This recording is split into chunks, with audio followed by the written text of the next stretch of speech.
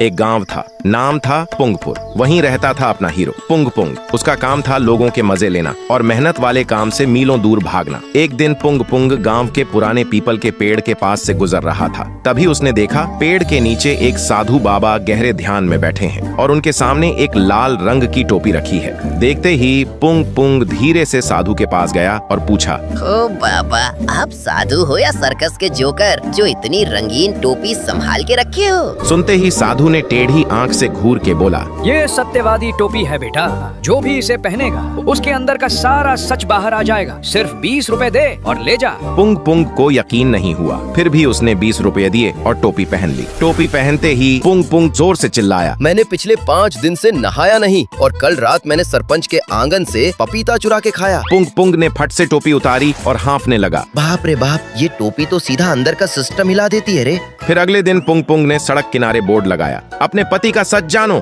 सिर्फ 50 रुपए में सत्यवादी टोपी का चमत्कार। ये देखते ही गांव की औरतों की भीड़ लग गई। फिर सबसे पहले हलवाई की बीवी आई। पुंग पुंग ने जैसे ही हलवाई के सर पे टोपी रखी, हलवाई तुरंत चिल्ला पड़ा, मैं देसी घी के नाम पे सस्ता तेल मिलाता हूँ और पड़ोस की दुकान वाली आंटी को आंख मारता हूँ। ये सुनते ही बीवी ने चप्पल निकालकर सबके सामने उसकी कुटाई कर दी। फिर मास्टर जी का नंबर आया। टोपी पहनते ही मास्टर जी मुंह फाड़ के बोले, मैं बच्चों को क्लास के बाहर मुर्गा बनाता हूँ और चुपके से बैठकर उनका टिफिन खा जाता हूँ।